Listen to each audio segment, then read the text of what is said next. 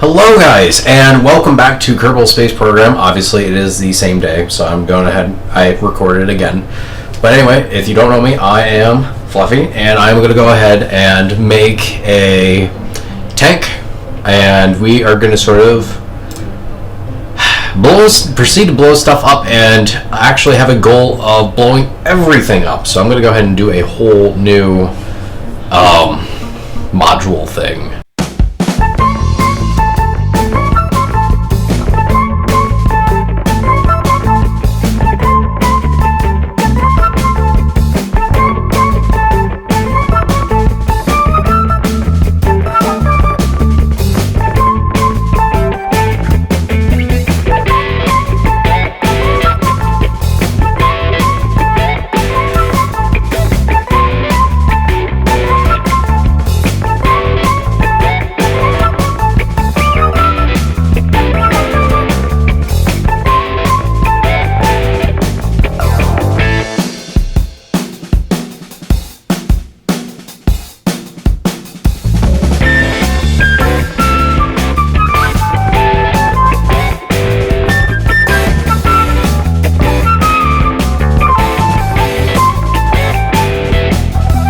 I forgot to straighten out some of the wheels, so as you can see, both of them are turning in and out, but that actually provides maybe a little bit more stability.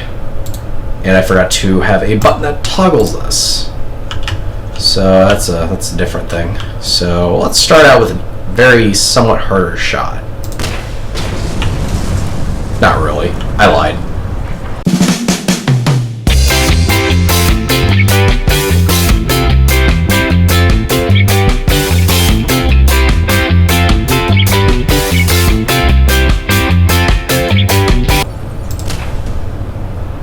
Ooh, that's an interesting concept. This building's actually having a lot of health. Did that just bounce off? It did.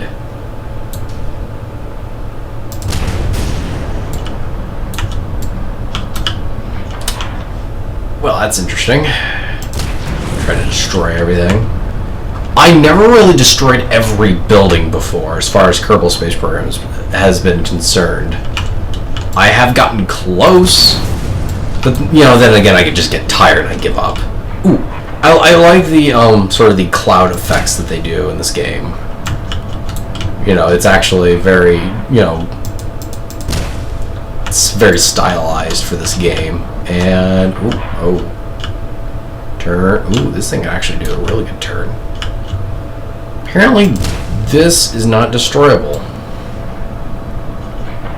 Sad. What about this thing? Yeah, it's destroyable. This thing? Yep. Our satellite.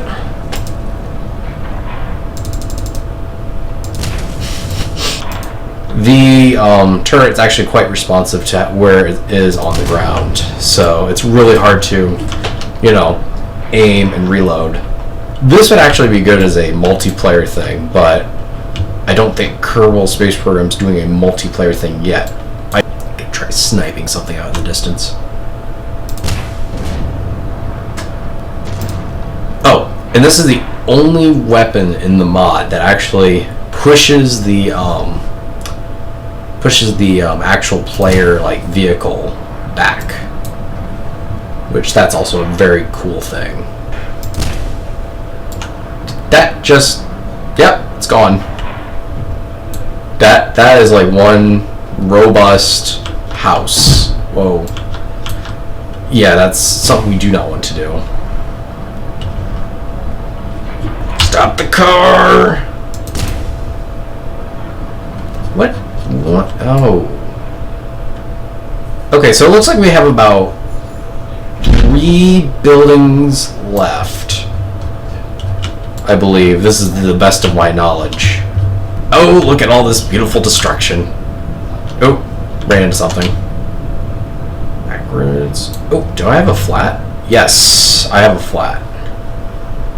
That's no good. Okay, with that, I'm just going to sort of explain. Sorry, I didn't talk as much. I'm going to sort of explain on how I built my tank. So, if you bought the game, and you want to make a tank, you're definitely going to want to find the BD Armory.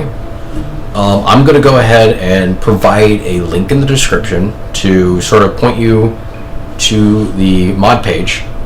By the way, the website that I'm going to point you to has a ton of mods, so you can play around with whatever you like as far as mods go. But yeah, but in order to just sort of build what I just built, you're going to need your BD Armory. It's called BD Armory. If you want 4-wheel drive, you want all of the motors to actually go. If you want rear wheel drive, you actually want the back motors to be enabled, and then the front one's disabled. But it depends on the terrain you're going through. I prefer all-wheel, personally, because it's just easier, but it uses up a lot more energy. In order to actually start every ship, you need to start from the pods or structural, but I use the pods anyway to sort of start out a car. And that'd be this guy right here. And then you would actually try to, use the, if you go into utilities and go at the end, you want to use these, Z1K rechargeable battery bank, which is basically a huge battery bank that's sort of the size compatible to this particular size pod, which I find to be actually really well, suited for. The cannon shells, also found in the armory, that, sometimes I use that as sort of extra padding or just to make the, car look a little bit more square or uniform. But really, you could even place some right here if you wanted additional shells. These things. These particular things. They are called the PB Nuke Radioscope Thermoelectric Generator. It is a generator. It literally is a miniature generator that actually regenerates electricity for you. It's better than solar. And what it does, it is a miracle, because quite honestly, it is like the answer to infinite fuel. No need to recharge, no need to wait. If you have enough of these babies on your car at any point of your car, you can go forever. Like, it's like literally just, it's great. But yeah, like as far as fuel goes, if you're building a land-based car, most likely they're going to be electric. They aren't going to be rocket-powered. If you're going to build a rocket-powered car, all you're going to get is literally a fast-moving car who probably will ramp over something and just explode. Most likely going to lead to explosions. This actually sort of leads into what I was going to make next, which is sort of an electric car that I'm going to use for sort of exploring and, and start our main mission of actually trying to make it to the ice caps with a car. I'm going to go ahead and stop this for today. We will see you in the space hangar next time. Bye-bye.